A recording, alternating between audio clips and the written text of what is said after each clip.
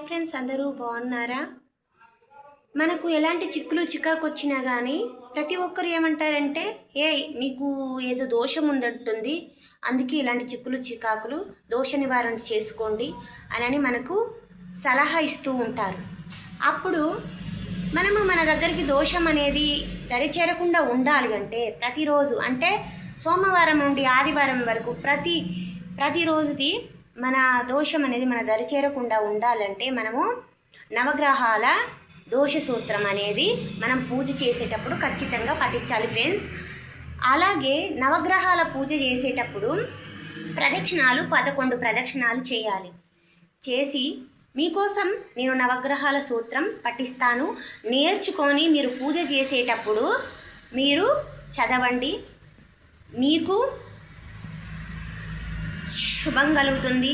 మీ ఇంట్లో మగవాళ్ళు ఎవరైనా కానీ, ఇంటి పెద్దలు పెత్తందారులు బయటికి పోయి ఇంటికి మళ్ళీ క్షేమంగా వచ్చేటట్టు ఆ దేవుడి దీవెనలు మీకు ఉండాలి అని నేను కోరుకుంటున్నాను.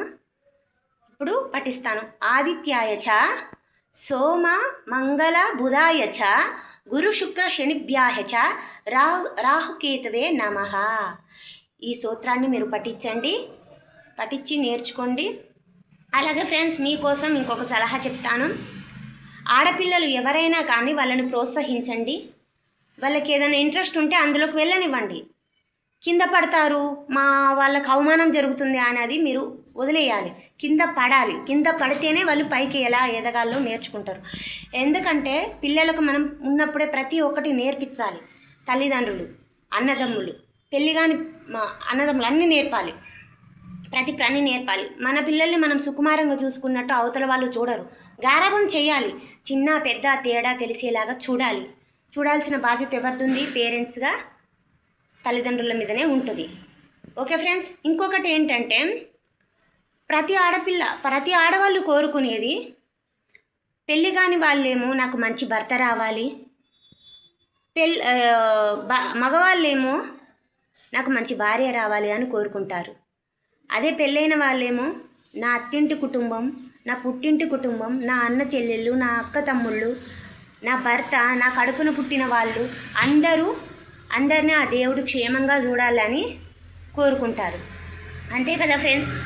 ఇంకొకటి ఏంటంటే ఫ్రెండ్స్, ఆడవాళ్ళకి పెళ్ళి కాకముందు అన్నదమ్ముల సపోర్టు, తల్లిదండ్రుల సపోర్టు ఉండాలి. తల్లిదండ్రులు ఉన్నప్పుడు తల్లిదండ్రుల సపోర్ట్ ఉండాలి. అంటే ఎంకరేజ్ చేయాలి, డిస్కరేజ్ చేయొద్దు. వాళ్ళేమనుకుంటారో వీళ్ళేమనుకుంటారో అంటే ఎవరి కోసం బ్రతకట్లేదు. మన కోసం మనం బ్రతకాలి. మన అభివృద్ధి మనం పెంచుకోవాలి. ఓకే ఫ్రెండ్స్, తల్లిదండ్రులు లేని రోజు అన్నదమ్ములు అభివృద్ధి చేయాలి, ఎంకరేజ్ చేయాలి. చెల్లెనైనా, అక్కనైనా, ఎవరినైనా, భార్యనైనా. ఇప్పుడు భార్యాభర్తల గురించి చెప్పాలి అంటే, భర్త భార్యని ఎంకరేజ్ చేయాలి. అత్త మామలు, అన్నదమ్ములు ఎవరు మనకి ఎంకరేజ్ చేయకపోయినా కానీ భర్త సపోర్ట్ ఉంటే ఖచ్చితంగా 100% ఉంటారు. అలాగే భర్తకు కూడా భార్య 100% ఇస్తే వాళ్ళు జీవితంలో ముందుకు సాగుతారు. ఫ్రెండ్స్, మీకు ఉపయోగకరమైన వీడియోతో మళ్ళీ నేను ముందుకు వస్తాను. Bye friends.